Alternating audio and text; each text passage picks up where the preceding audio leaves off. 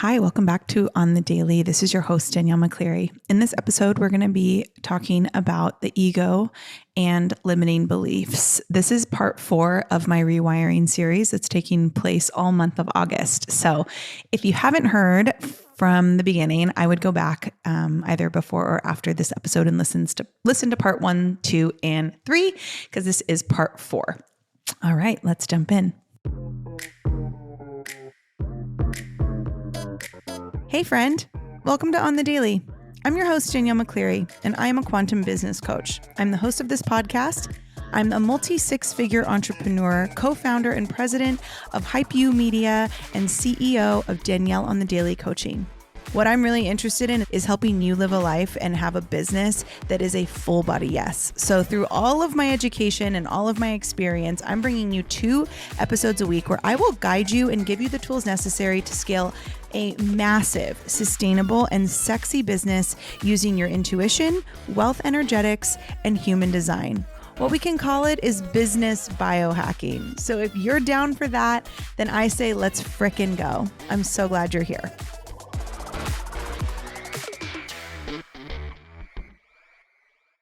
Before we get into this episode, I have to tell you about my friend, Harley Jordan. Now, if you are a content creator, somebody who makes a living creating content for others, obviously we know now that social media is the best way to market your business, but I feel like so many people are exhausted by the rules, like how to show up perfectly, how to, create content, what to ask for financially. So my friend Harley is your go-to coach for all of this. She breaks down all the rules. She crafts aligned personal branding on her social media. And she has an 8-week live coaching program called the Do Less Club. And it's going to take you through all of the actionable individualized steps that can help you build and make money as a content creator on Instagram. She's going to work through your limiting beliefs around being a content creator. She's really, really awesome. I have been friends with her for a really long time, and I just love everything that she does. I love everything that she creates. And if you have a business on social media, then this is definitely somewhere that you should look. Definitely follow Harley at the Harley Jordan.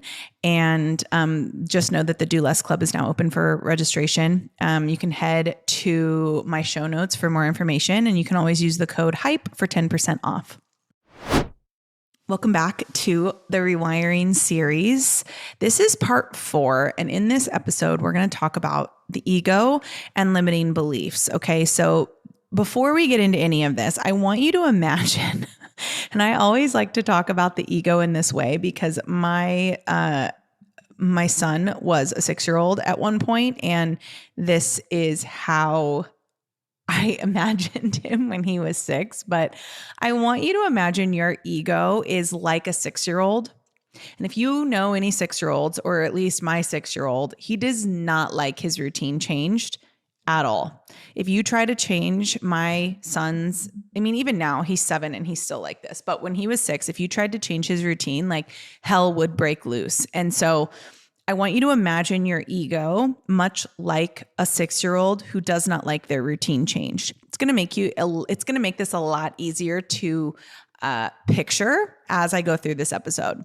But essentially your ego, it only knows lack, and it only knows scarcity, and it only knows fear, and it only knows where you've been. So it couldn't possibly conceive what it hasn't done yet. Okay. And this is why anything that's new, so a new business, a new growth moment, a new level, a new income level, a new mindset master, like whatever it is that you're trying to accomplish, anything that's new that you've never done before is going to feel scary and therefore like a threat. So ego and subconscious mind work very closely together. And if something is new, so let's say I'm trying to move to that coveted $10,000 a month. I've never done that. To the ego, that's going to feel very scary. So the ego is going to go, hey, subconscious mind, we don't like this. And it's going to trigger all the limiting beliefs inside of you. Now, your ego is programmed really from the ages of 0 to 7 by your subconscious mind. So whatever your ego is feeling, it was probably because of what was put in there, or what instructions it was given, right? We've talked about the conscious mind. We've talked about the RAS, and all of these things, it programs the subconscious mind and therefore the ego by about age 7. And so a limiting belief really becomes something that is fairly untrue, that our ego convinces us of in order to keep us small and from growing. And again, this isn't because the ego is like an asshole. This isn't because the ego just, wants you to be miserable. It's because the ego and the subconscious mind are literally there to help you live. They're literally there to make sure that nothing bad happens to you. But it can't differentiate between actual fear and just unfounded fear based on never doing it before, right? And so no matter what it is, if it's new and it's scary, it's going to be a threat, and therefore your ego is going to try to stop you. So it throws in these limiting beliefs, and it could be, I'm not smart enough. It could be, I'm not pretty enough. It could be, money is the root of all evil. It could be, if I'm more successful, I'll, have to be more available, and I don't want to be more available. It could be, money makes people an asshole, so I don't want to be like that. It could be that, you're too busy for that. Whatever the belief is, that's going to be sent in by your ego whenever something feels new. And then we kind of get addicted to our problems. So if this wound that we're perpetuating is, for me, it was, I used to believe that in order to be successful, I would have to be available and accessible 24/7. And if I wasn't, then I couldn't be successful. But being available and accessible 24/7 was really draining me. And it was really causing a lot of scarcity in my brain and making me feel like if this is success, I don't want it. But I believed that was the only way to be successful. And what happens is we get addicted to that feeling, because every time you feel the fear, or you feel drained, or you feel stressed, or you have anxiety, those feelings that start to come up, when you feel those things, your ego will signal to your brain, hey, release some chemical into this person's body. It's literally like your spinal cord will release a chemical into your body that goes, ooh, we like this. And so your body feels that chemical rush, and it likes the chemical rush. So you actually get addicted to your problems. Even if consciously you don't want to feel like that, your body chooses those feelings because of the chemical release that it receives when it feels those feelings.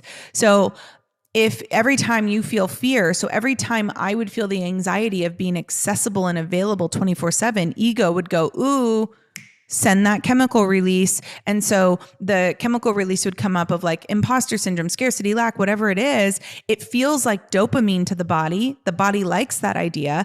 And so even though consciously I didn't want to feel like this anymore, and I wanted to break free of this belief that in order to be successful, I would have to be available 24/7, I couldn't, because my body was quite literally addicted to that feeling.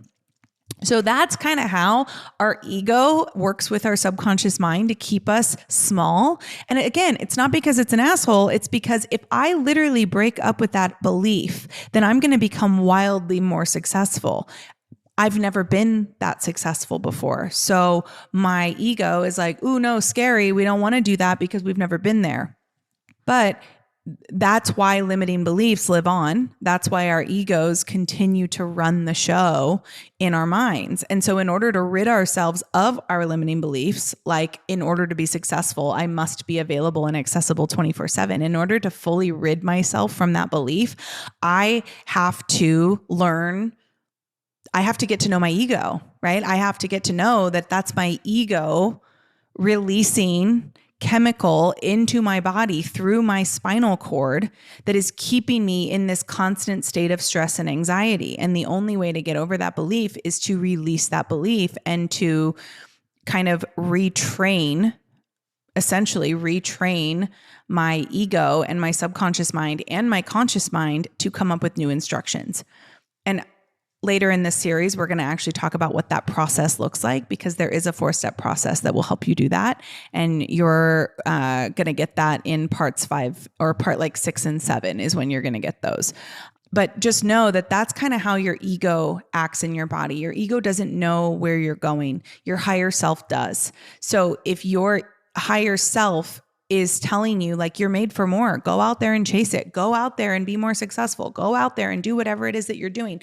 If that is what your ego, or if that's what your higher self is telling you, and that's coming from a calm place, just know your ego is going to try to stop you because it's never been there and it doesn't know. And, I like to say that like, the ego knows what's behind door number 2. Like it knows how good it is, but it's like Narnia, right? If you've never been to Narnia, the idea of Narnia, although everyone says it's awesome, you're like, I don't know if I want to fly with lions and broomsticks and all these things. Like, I don't know if I want to go to that place.